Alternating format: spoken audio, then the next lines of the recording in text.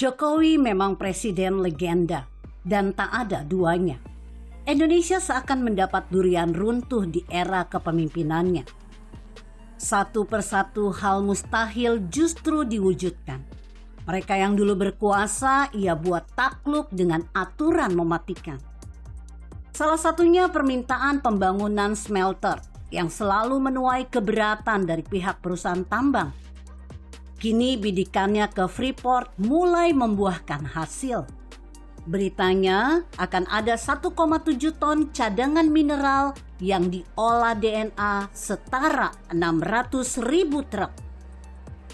Smelter sendiri berasal dari bahasa Inggris, yakni smelting, artinya peleburan. Dalam artian luas, smelter berarti fasilitas peleburan tambang yang kemudian diolah menjadi mineral murni yang memiliki nilai tambah tinggi. Sejak tahun kemarin, Jokowi telah melarang ekspor nikel mentah di Eropa karena yakin kita bisa mengolah di negeri sendiri. Hal ini diwujudkan dengan kerjasama RI dan Cina untuk pengolahan nikel di Sulawesi dan kini disusul PT Freeport. Hal yang sebelumnya dinilai mustahil karena nilai investasi smelter yang sangat besar. Seperti diberitakan detik.com, Ketua Asosiasi Pertambangan Indonesia, Martiono Hadiato mengatakan, di antara 5 komoditi yang sudah dilakukan kajian, pasir besi kesimpulannya ekonomis. Nikel dan alumina layak secara ekonomi, tapi butuh 2 syarat. Sedangkan timbal, seng, dan tembaga tidak. Besi untuk dijadikan spong iron.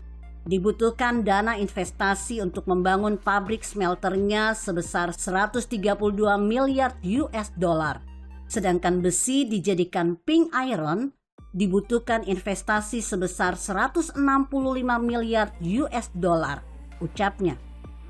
Sedangkan nikel dan alumina layak secara ekonomi, namun membutuhkan 2 hal strategis. Pertama adalah pasokan listrik yang mencakup dan murah. Karena satu smelter nikel butuh listrik 150 hingga 300 megawatt. Sedangkan untuk smelter alumina membutuhkan listrik 156 megawatt. Kemudian investasi untuk smelter nikel menjadi ferronikel mencapai 972 miliar US dollar atau 9 triliun rupiah. Sedangkan untuk mengolah nikel menjadi HPA dibutuhkan investasi 1.160 miliar US dollar. Sedangkan untuk mengolah alumina menjadi smelter grade alumina dibutuhkan investasi sebesar 1.662 miliar US dollar, ungkapnya. Nilai investasi yang sangat besar tersebut membuat perusahaan tambang sulit mengembangkan smelter. Tentunya tidak mungkin dari satu institusi, harus konsorsium. Nah, konsorsiumnya dalam negeri apa luar negeri? Kalau dalam negeri, pakai rupiah dengan bunga tinggi. Kalau luar negeri, pakai dolar dengan bunga kecil, ucapnya. Apalagi faktanya dari beberapa informasi, belum ada satupun investor smelter yang bisa selesaikan pembangunan pabriknya pada 2014. Kalaupun mengandalkan smelter di Gresik, mereka harus tambah kapasitas hingga 600.000 ton dan itu membutuhkan dana investasi sebesar 3,6 US dollar hingga 6 miliar US dollar, tegasnya. Akhirnya keraguan akan visi misi Jokowi terjawab 6 tahun kemudian. Dirinya kini secara resmi menyaksikan groundbreaking pembangunan terbesar dunia di Gresik yang dikelola PT Freeport. Seperti dilansir CNBCindonesia.com, Presiden Jokowi menyaksikan groundbreaking pembangunan smelter PT Freeport Indonesia di kawasan ekonomi khusus Gresik, Jawa Timur. Berbicara dalam peresmian, Jokowi menegaskan fasilitas pengolahan dan pemurnian konsentrat itu akan menjadi salah satu pabrik smelter terbesar di dunia. Kita mendapatkan laporan bahwa smelter yang akan dibangun ini dengan desain single line terbesar di dunia, kata Jokowi. Pabrik ini, kata Jokowi, setelah rampung dapat mengolah 1,7 juta ton konsentrat tembaga dan 480 ribu logam tembaga. Jokowi mengaku tak bisa membayangkan saat pabrik ini rampung. Bayangkan, 1,7 juta ton. Kalau dinaikkan truk yang kecil itu, biasanya bisa angkut 3-4 ton. Jadi berapa truk yang akan berjejer di sini? Kalau 3 ton satu truk kecil, berarti ada 600 ribu truk berjejer di sini. Ini gede sekali.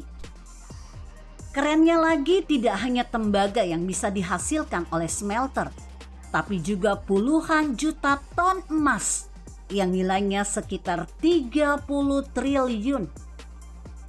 Seperti yang dilansir Kompas.com, Menteri BUMN Erick Thohir mengungkap kemampuan produksi smelter PT Freeport Indonesia di Gresik. Mula-mula Erick menyampaikan penjelasan mengenai nilai investasi pembangunan smelter Freeport Gresik dan produksi yang akan dikerjakan di lokasi tersebut. Smelter ini akan melakukan investasi 42 triliun rupiah yang fungsinya sebagai pemurnian tembaga yang menghasilkan katoda tembaga. Katanya di sela peletakan batu pertama pembangunan smelter Freeport Gresik, tepatnya di kawasan ekonomi khusus Gresik, Jawa Timur. Juga fasilitas pemurnian logam berharga yang menghasilkan emas, perak, dan logam berharga lainnya. Sehingga nanti kita bisa hasilkan rata-rata 35 ton emas per tahun yang nilai transaksinya 30 triliun rupiah. Tandasnya. Dia menjelaskan bahwa selama konstruksi smelter ini akan menyerap 40 ribu tenaga kerja. Tenaga kerja tersebut bakal diprioritaskan bagi pekerja asal Jawa Timur. Akhirnya kita tahu, Jokowi laksana malaikat yang diturunkan Tuhan untuk membenahi Indonesia. Negara yang dulu terkenal sebagai sarang koruptor dan dinilai mustahil untuk maju, nyatanya malah bikin seluruh dunia gempar. Tentu karena kemajuan pesat dan berita positif yang dibawa, bukan sebaliknya. Hanya manusia-manusia yang berhati kotor yang terus memfitnah dan mencaci maki Jokowi karena suatu hal, tapi tutup mata akan semua usahanya. Semoga saja akan ada penerusnya yang juga mewarisi kerja keras dan visioner seorang Jokowi. Dirinya telah membuktikan bahwa tak perlu takut melangkah selagi tujuannya untuk memajukan rakyatnya. Begitulah kura-kura. Artikel ini ditulis Niha Alif di siword.com.